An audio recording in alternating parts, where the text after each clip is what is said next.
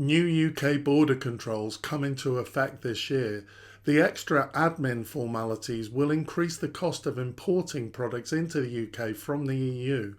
It's also likely to affect supply of products. There may well be shortages, and all of this will have an impact on UK inflation. And if there's chaos, there's a risk of infected pork and other unsafe products coming into the UK black market. Since the UK left the single market and customs union, the EU has fully applied all customs rules and laws that apply to non-EU members. However, the UK government hasn't done the reverse. This has meant that EU exporters have had an advantage, that the playing field hasn't been level. So on one level, the introduction of the new border controls will be a good thing. However, there's a growing anxiety that business in the UK and EU will not be ready for new border controls on goods entering Britain. This article quotes the UK Institute of Export Director General, who recently said that the state of preparedness in the EU is very low. The article also quotes a professor from Queen's University Belfast, who says that there's an alarmingly high likelihood that these new border controls will affect affordability and availability of products imported from the EU. He expects that we'll have more instances of empty shelves in the UK as a result of this. Businesses have been raising the alarm too. For example, the Dutch flower growing industry recently wrote to the UK government with significant concerns about the readiness of business to deal with the changes. And the chair of the UK Horticultural Trades Association said that we think that the new border is a disaster waiting to happen. The infrastructure isn't in place to cope with the volume of trade that's coming through. You'll know if you watch my videos that overall I believe the UK shouldn't have left the EU.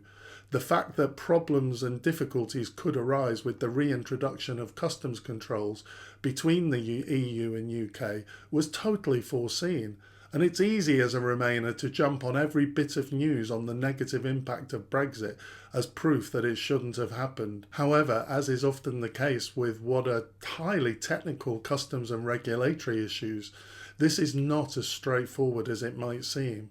While it's easy to focus on chaos caused by Brexit, it's also the case that we do need proper import controls in place. The relaxed approach that the UK has had to imports from the EU since leaving has probably been helpful for inflation, but not necessarily for UK manufacturers or UK consumers. Ultimately, we do need to apply UK customs law. The laissez-faire approach to the application of customs rules that the UK has so far adopted may have resulted in increased customs fraud and smuggling. This damages UK producers. It also puts UK consumers at risk if, for example, health and safety regulations aren't adequately enforced. There's a particular risk in the case of animal and plant products. As part of the relaxed approach, the UK hasn't required EU suppliers to meet UK standards yet. Instead, as long as products have met EU standards, that has been sufficient to allow them to be sold in the UK market. However, there is evidence that this relaxed approach may well have resulted in illegal products being sold. The Dover Port Authority reports that 57 tonnes of illegally imported pig meat has been seized at Dover since September 22. And it's worse than that. The Dover Port Health Manager is quoted as saying, "We estimate that for every tonne of illicit meat removed, there are multiple tonnes entering GB undetected." Viewed from this perspective, full application of UK import laws and regulations would seem to be essential. We don't want illegal meat somehow making it into the UK. And there's an African swine fever problem in some EU countries. One piece of infected meat could be devastating for the UK pig industry. Apart from the business implications, the introduction of full UK customs law and regulations for EU imports is raising a couple of practical concerns. First, health inspectors at Dover, bizarrely, are facing a 70% cut in central government funding. The amount of import checks is increasing, but the authorities have fewer resources to do it. Perhaps the government has a plan to make this work. However, I have no idea what that plan is, and the risks seem very high. We're increasing the work of port health inspectors and reducing their budget. Crazy. There's a second practical problem. Under the new arrangements, the health checks will not be done at the port of Dover, but 22 miles inland at Sevington.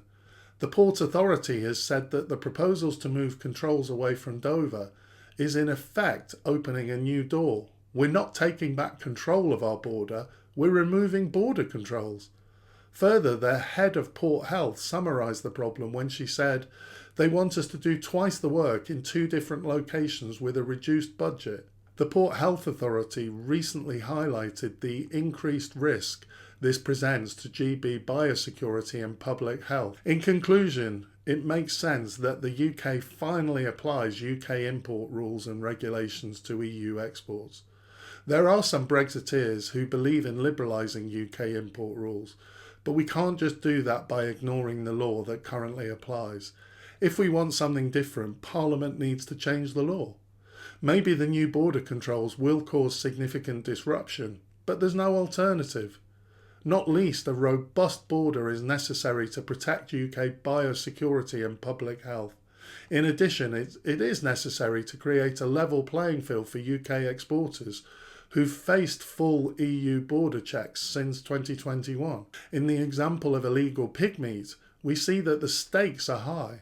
One piece of infected pig meat could mean the mass culling of UK pigs and export bans on British pork. We can't afford to be lax. I hope you found this information useful. If you did, please consider liking and subscribing. I'd be really grateful for that. Thanks for watching, and I'll see you next time.